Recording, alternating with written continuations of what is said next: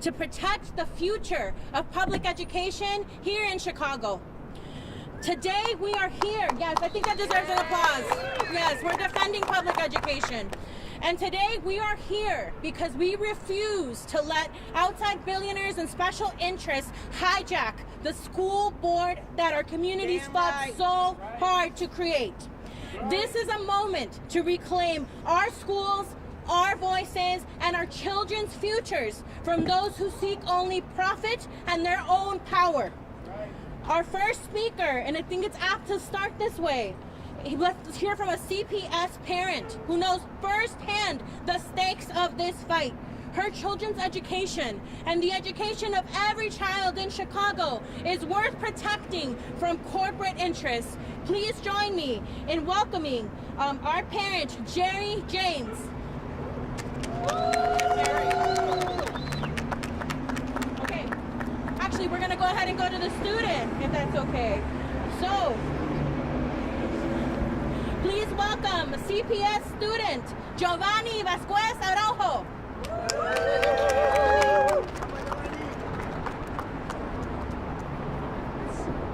All right, good morning, y'all.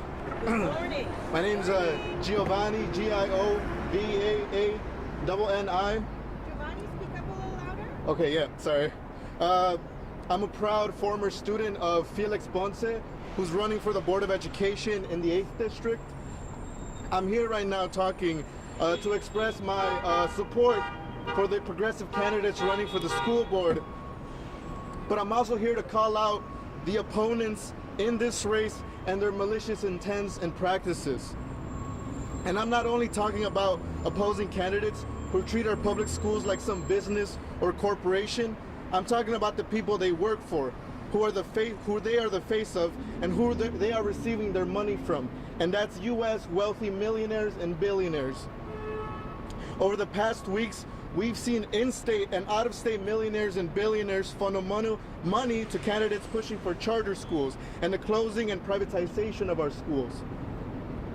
Here in Chicago, we've seen the Illinois network of charter schools pump money into the pro-charter school candidates, along with other out-of-state billionaires, like the co-founder of Netflix, Reed Hastings, pumping $100,000, Illinois environmental polluter, oil executive Jay Bergman, pumping $50,000, and Jim Walton from the Walton family that owns Walmart, pumping $400,000.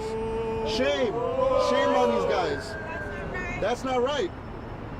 People who have no business interfering in our democratic process, but still do. And speaking as a Chicano from the Southwest here in Chicago, these billionaires don't know what it's like to be brown and from the South Side.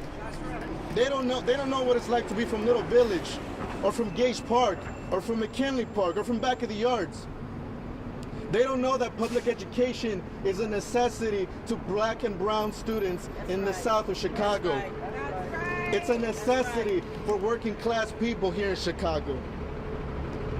This is what they're showing again, that these millionaires and these billionaires are enemies to us. They're enemies to black and brown communities, the black and brown youth, and the working class here in Chicago. They don't know what it's like, and they don't care. What they do care about is making profit at the expense of working class people. They show themselves again with these elections that they are enemies and that we should be fighting back. They show a commitment to attack public schools, which is an attack on black and brown youth for the sake of expansion of their charter school system, which makes them millions. The organizing to get these progressive candidates elected this upcoming election is not only a fight back against reactionary politicians, but the millionaire, billionaire class that continues to attack black and brown youth for the sake of profit.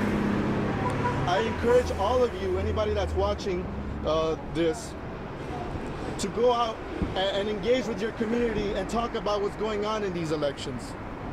Let them know about the candidates that know that public schools are a right that belongs to our communities, and that they should be run by the community and are for the community, not for billionaires.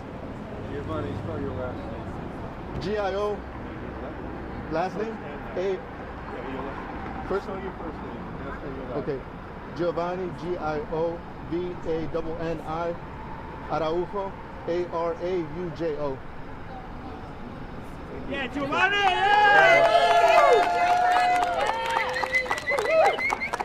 Give it up for Giovanni. And I want to call out the coalition that we have here today. You see community members. You see electeds at every single level of government, because the way that we combat these kinds of forces starts with us, starts here in community, and is lifted up at every single level of government. And with that, I'm really, really proud to call forth State Senator Robert Martwick to speak a little bit about what is happening at the state perspective. Senator Martwick. Good morning. My name is Senator Robert Martwick, Martwick. I represent the northwest side of the city of Chicago. So 12 years ago, as I first campaigned for the General Assembly, I joined a movement that was brought about by parents and citizens of the city of Chicago and the Chicago Public Schools who had been shut out of big decisions in their school board. Having originally hailed from the suburbs, I couldn't understand how this sort of thing could happen, and I joined the movement to bring an elected school board to the Chicago Public Schools. In 2013, I wrote the bill that would become the law that we now have that is creating this first ever set of school board elections. And I will tell you, throughout every step of the process, one of our main focuses was, how do we limit the influence of outside money? In the very first committee hearing I had, Republicans beseeched me, is there a way that we can add some sort of finance reform so that we can limit the influence of outside money? Because everyone knew that if a school district of the importance of the Chicago Public Schools were to be corrupted with outside money, that would not lead to good results. And that's exactly what we have going on here.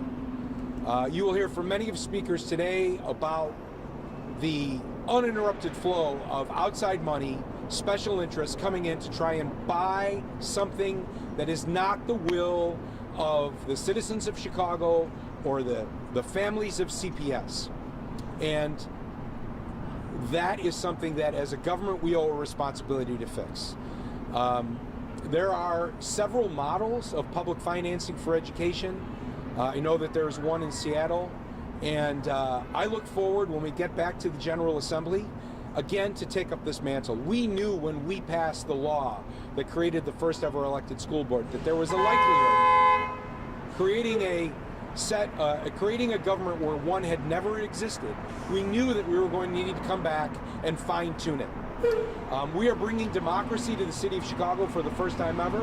We owe it as legislators to fine-tune this to make sure that the people of the city of Chicago get what they bargained for and that the process is not corrupted by outside money.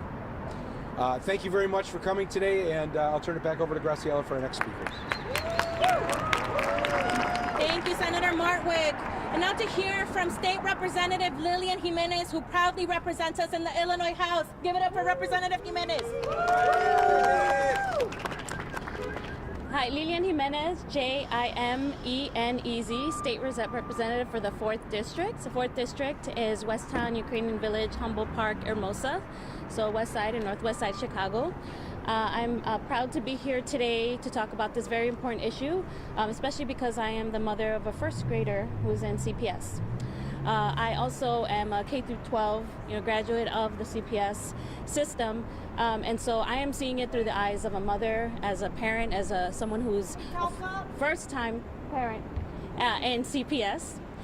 And I am very concerned. I am part of the generation that grew up post Citizens United, looking at all the money that has been poured into elected offices, into politics.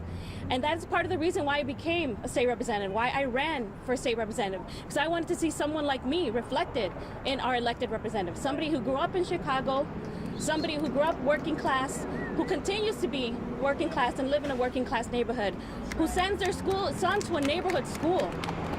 My son goes to a neighborhood school, a school that has been underinvested for decades in the west side of Chicago, decades. A school where we have a memorial of a young child who was killed by gun violence. There's a mural of her right outside on our school wall. because we want to remember and uplift those beautiful community members and make sure that that never happens again. And so today, what's so important is that our communities, that people who live and breathe every day in our neighborhood schools, have representation on the Chicago School Board. That's right. That's right. That's why we're here today. We don't want millionaires and billionaires and Waltons represented on our school board. We want parents, children, neighborhoods represented on our school board. And this type of money that is pouring into our school, into this election, is shameful. What are they trying to do? What are they trying to buy? They're trying to buy our city, our neighborhood, our schools, and we won't stand for it. So I'm proud to stand here and say it's time to get this kind of dirty money out of our school board, out of Chicago politics, out of Illinois politics.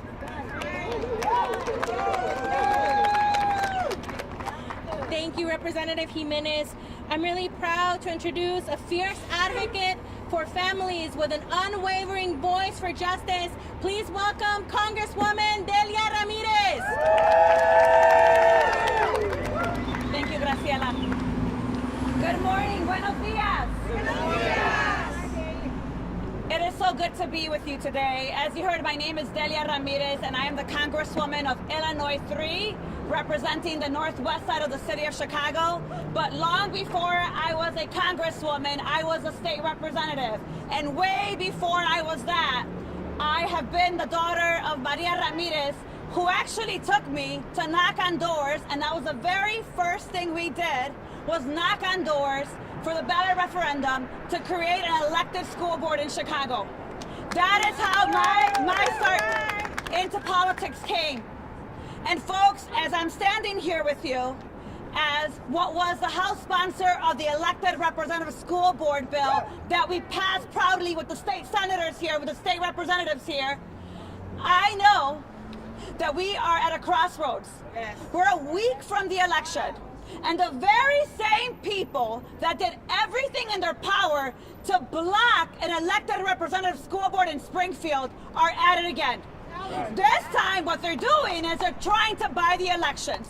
Since they couldn't block the bill from passing in the House and Senate and becoming law, they are now trying to buy the election. You have super PACs from Colorado trying to control what happens in our schools. And folks, we have been waiting for a very long time. The people that you see here have been working and fighting for an elected school board for a long, long time, decades. You heard from Senator Rob Martwick how long this has been in the making. And unfortunately, the corrupting influence of big money in politics, many of our communities have seen, are trying to sell a lie. They're being told by millionaires in Denver who want to privatize education that they have the best interests of our communities in mind. And we say that's a lie. That's a lie. They're being told that candidates who are benefiting from super PAC spending and little contributions are able to make decisions over our students and our schools. And look, when I helped negotiate the school board legislation, I recall that a number of us here wanted to put a limit in how much money could be spent in these elections. And unfortunately, those same forces did everything they could to stop us from creating some kind of limitation on school board races. Well, the community is here to say enough is enough. Our schools will not be bought. Our children's education will not be bought. Our neighborhoods, our parents, our teachers, they deserve to have quality public education. And that is what we are going to work on between now and November 5th. But more importantly, it is important for the state legislature to put the limits so we get big money out of politics. And that we know exactly who and from where every single dollar that is coming into these races is coming from. So to the state legislature, to the folks that are here, thank you for your work. And for the parents and the communities that have fought for decades to have a voice on the school board, We can't truly honor that voice if we allow our elections to be dominated by out-of-state millionaires who want to control and create austerity, school closures, and privatization. Enough is enough. We deserve truly an elected representative school board. Thank you. Thank you, Congresswoman Delia Ramirez. And you heard the assignment for the state legislature. It is to work to push private money from being able to have the power to buy this school board race, because whose schools? Our schools! Whose schools? Our schools! Whose schools? Our schools! That's right. And with that, I'm happy to introduce a state senator that I love and respect for the work that he's doing in the General Assembly. Give it up for State Senator Robert Peters.